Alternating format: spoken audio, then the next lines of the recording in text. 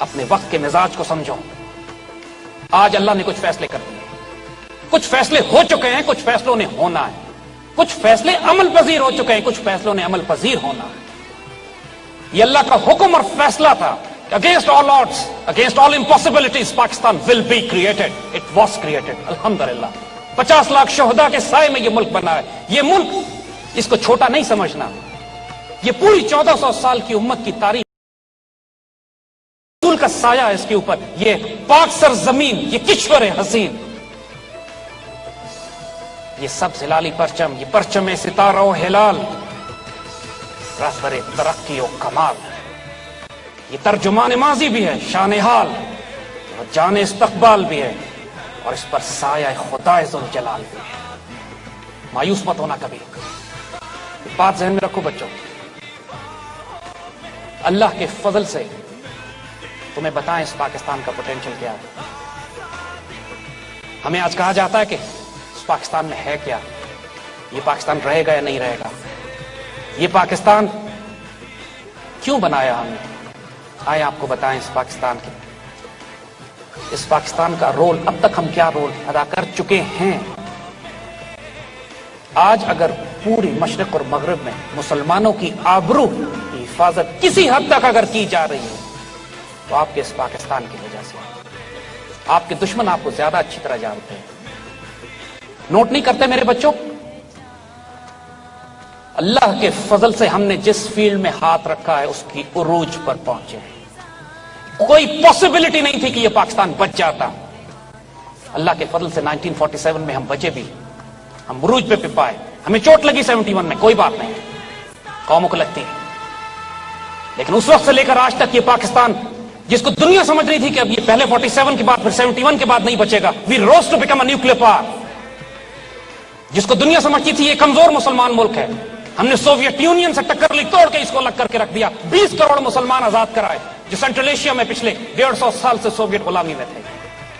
Pakistan air force is the only air force in the world جس نے بیک وقت انڈین اینڈ اسرائیلی ایئر کرافٹ کو ایئر ٹو ایئر کمبیٹ میں مار کے گرایا ہوا ہے. They are scared of us, they terrorized of us.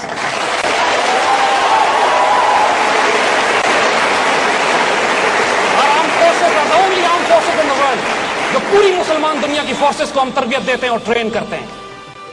We are the richest country on this God's earth. We have the biggest human resource potential. We are the most brilliant civilisation and most educated people in the Muslim world with us. دنیا کا سب سے بڑا نہری نظام ہمارے پاس ہے. دنیا کا سب سے بڑا غلہ پیدا کرنے والا ملک ہم ہے. دنیا کے سب سے زیادہ اللہ کے رسول سے عشق اور محبت کرنے والی قوم ہم ہے.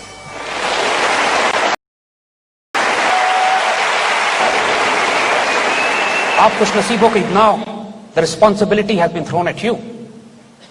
اب کون اس کو ضائع کرتا ہے, کون خوش نصیب ہوتا ہے, یہ اپنے اپنے نصیب ہیں. اگر آج پاکستان بیچ میں سے آپ نکال دیں, اللہ نہ کرے,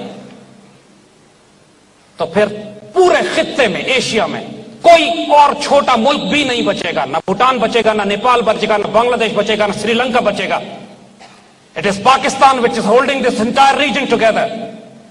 آپ دیکھتے نہیں ہیں what kind of amazing nation we are. جب پورے ملک پہ سوسائڈ بامبنگز ہو رہی تھی, پورا ملک ڈپریشن اور مایوسی کا شکار تھا, اللہ کی طرف سے ایک حیرت انگیز سائن آتا ہے, out of nowhere we became the T20 world champion.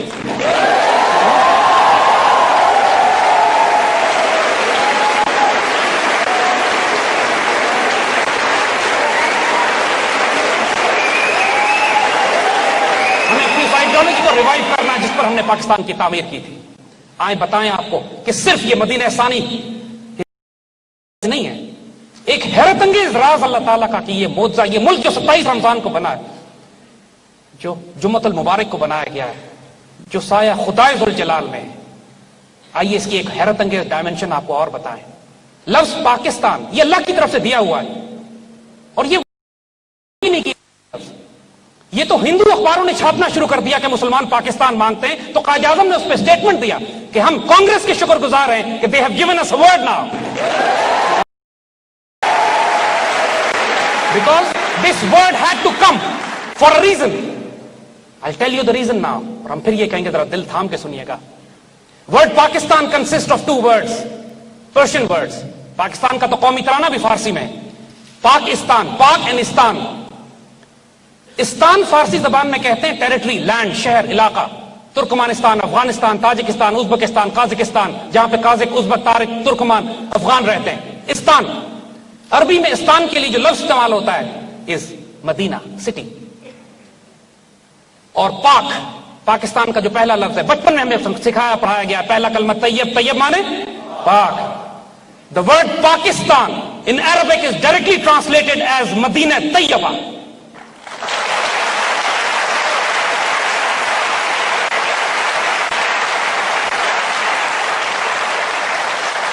My dear children, realize the enormity of the task that has been given to you.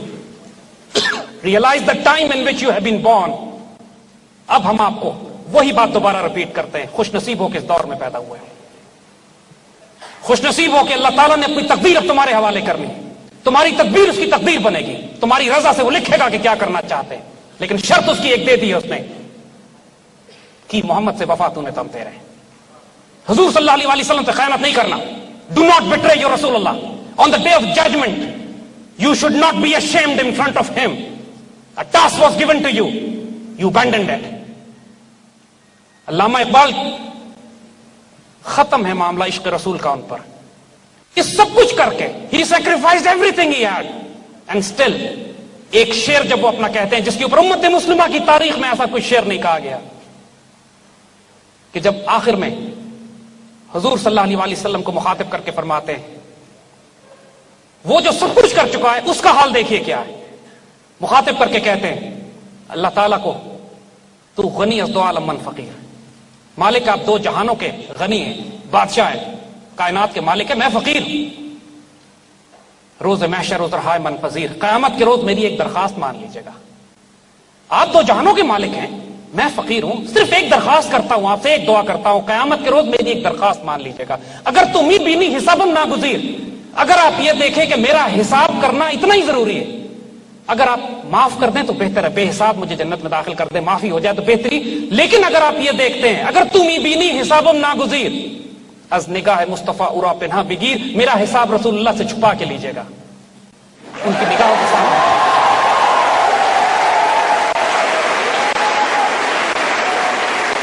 یہ عشق، یہ جنون، یہ فیکٹر کہ اللہ کے رسول کے آگے کل میں رسوا نہ ہو جاؤں. دس ڈروو اقبال، دس ڈروو قائد اعظم. آئیں آج ہم آپ کو ایک واقعہ اور سناتے ہیں. قائد اعظم کی نماز جنازہ علامہ شبیر احمد عثمانی نے پڑھائی تھی. اور شبیر احمد عثمانی بہت بڑے عالم دین، اسکالر، اور بڑے بڑے اسکالر اس زمانے کے قائد اعظم کے مخالف تھے. لیکن قائد اعظم کی نماز جنازہ علامہ شبیر احمد عثمانی نے پڑھائی. اور جن صاحب نے ان سے براہ راست کی بات سنی ہے ہم نے ان سے سنی، اور ہم نے ویڈیو ریکارڈ بھی کر لی ہے آنے والی نسلوں کے لیے. شبیر احمد عثمانی سے سوال کیا گیا کہ آپ نے قائد اعظم کی نماز جنازہ کیوں پڑھائی؟ تو وہیں جنازے پر کھڑے ہو کر وہ خطاب کرتے ہیں اور واضح کرتے ہیں پوری قوم کو اور آنے والی نسلوں کے لیے کہ قائد اعظم کا جب انتقال ہوا تو رات میں نے خواب میں رسول اللہ صلی اللہ علیہ وسلم کی زیارت کی، اور رسول اللہ صلی اللہ علیہ وسلم کے ساتھ قائد اعظم کھڑے ہوئے تھے، اور رسول اللہ ان کے کندھے پہ ہاتھ رکھ کر مجھے مخاطب کرتے ہیں اور ان کی طرف اشارہ کر کے کہتے ہیں یہ میرا مجاہد ہے.